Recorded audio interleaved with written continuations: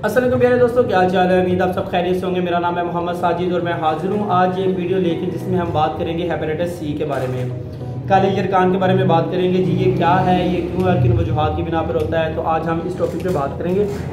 आप सब लोगों से रिक्वेस्ट है कि इस वीडियो को ज़्यादा से ज़्यादा शेयर कीजिएगा ताकि लोगों तक ये मालूमात भी पहुँच सकें। हेपेटाइटिस सी क्या है और ये मरीजों में क्यों होता है और इसकी वजह से होने वाले नुकसान क्या हैं, हम इस टॉपिक पे बात करेंगे। हेपेटाइटिस बी और सी ये किसी भी मेल और फीमेल, बच्चा, बड़ा, बुजुर्ग, किसी को भी हो सकता है।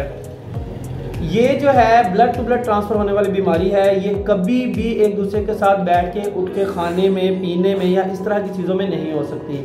अगर आप लोगों को ये लगता है कि हेपेटाइटिस सी मेरे भाई बहन या माँ में से किसी को है तो मैं उसके साथ उठूँ बैठूंगा या खाऊंगा पीऊंगा या प्यार करूंगा उसको, तो वो बीमारी मुझे भी हो सकती है, तो ये नहीं है। ये तब तक दूसरे बंदे को नहीं हो सकती जब तक ये ब्लड टू ब्लड ट्रांसफर ना हो। जैसे कि मुझे कोई कट लगा, मेरा खून जो है वो किसी दूसरे बंदे को जिसको कट लगा हुआ है या उसके ब्लड में किसी ना किसी तरीके से लग जाए, उससे पहले ये बीमारी एक बंदे से दूसरे बंदे में ट्रांसफर नहीं हो सकती। अब ये किन किन वजूहात की बिना पर होती है, तो ये देखें जी, मर्द हजरात में इसकी बहुत सारी वजूहात हैं। जैसे कि एक बंदा जो किसी भी नाई के पास जाकर अपना खत कटिंग करवाता है, उसने एक उस्तरा इस्तेमाल करना होता है। वही उस्तरा जब वो किसी दूसरे मरीज को लगाता है, मुझे हेपेटाइटिस सी था, मुझे लगाया, मुझे कट लगा तो उस पर ब्लड आ गया। उसने क्या किया, उसने उस्तरा खोला, उसके अंदर से ब्लेड फेंका, दोबारा से लगाया और वही उस्तरा इस्तेमाल किया, तो वो किसी दूसरे पेशेंट को जब कट लगेगा तो उसको हेपेटाइटिस सी हो सकता है। इसलिए आप कोशिश कीजिएगा कि जब भी किसी नाई के पास जाएं तो अपना उस्तरा इस्तेमाल किया करें। दूसरे नंबर पे जो है डेंटल्स की शॉप। आप किसी भी डेंटल्स के पास जाते हैं तो आपका दांत वगैरह निकालता है, तो अगर तो उसने जो है डिस्पोजेबल चीज़ें इस्तेमाल की हैं तो आपको कोई इशू नहीं होगा। लेकिन अगर उसने कोई डिस्पोजेबल चीज़ें इस्तेमाल नहीं की, वही चीज़ें जो उसके पास हैं बार बार वही चीज़ें इस्तेमाल कर रहा है, तो आपको हो सकती है। तीसरी सबसे बड़ी और मेन वजह जो है वो ये है कि एक अताई डॉक्टर जब एक सिरिंज बार बार किसी दूसरे पेशेंट को निकाल के लगाता है, मतलब मुझे हेपेटाइटिस सी था तो उसने मुझे कोई भी टीका लगाया, जैसे कि मैथिकबोल का इंजेक्शन इंजेक्ट किया, या मुझे उसने कोई भी पेन किलर लगाया ताकि मेरी पेन थोड़ी रिलीज हो सके, तो वो ही सिरिंज जब वो किसी दूसरे पेशेंट पे इस्तेमाल करेगा तो उसको भी हेपेटाइटिस सी हो सकता है।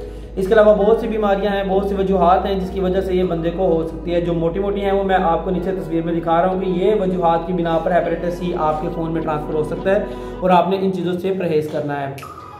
अच्छा जी, हेपेटाइटिस सी की सूरत में आप क्या कर सकते हैं, क्या नहीं कर सकते, इसका इलाज क्या है और इसके लिए कौन कौन से टेस्ट दरकार हैं वो भी मैं आपको बता दूंगा। औरतों में हेपेटाइटिस सी किन वजूहात की वजह से हो सकता है वो देख लें जी।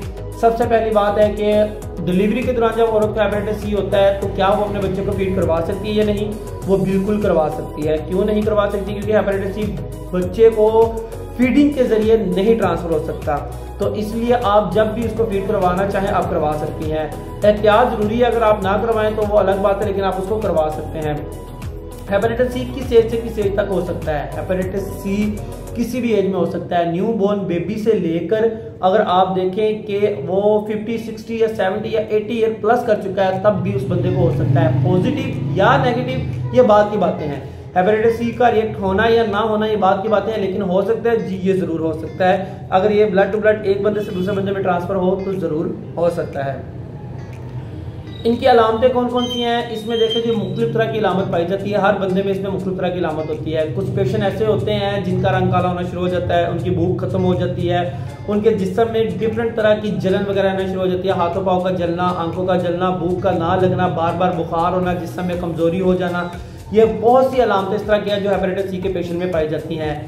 और ये अगर तो आप ज़्यादा एजिड हैं तो ये फ़ौरन से ही आपको अलामतें शो हो जाती हैं, लेकिन अगर आप मेरी एज में हैं या आप टीन एज में हैं या आप कह लें कि 30 to 35 की एज में है तो ये थोड़ा वक्त लेती हैं अपने आप को जाहिर करने में।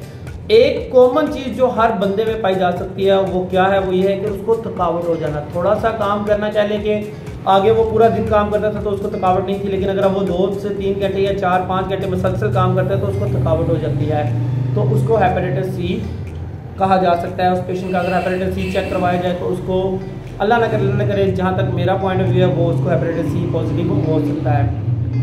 अब हेपेटाइटिस सी को चेक करने के तरीके कार क्या हैं, किन तरीके कार की बिना पर आप उसको चेक कर सकते हैं, ये मैं आपको इंशाल्लाह नेक्स्ट वीडियो में बताऊंगा। अगर आपको हेपेटाइटिस सी है या इससे मुताल्लिक कोई भी मालूमात आप चाहते हैं तो आप लाजमी ये वीडियो में अपने कमेंट्स करके बताएं और मुझसे इस बारे में मालूमात ले सकते हैं। कल की वीडियो में हम बात करेंगे कि हेपेटाइटिस सी के टेस्ट कौन कौन से हैं, आपने कौन कौन से टेस्ट करवाने हैं और इसके अलावा इसमें मेडिसिन कौन कौन सी इस्तेमाल हो सकती है और कहाँ से आपको मुफ्त टेस्ट और मेडिसिन बिल्कुल मुफ्त मिल सकती है।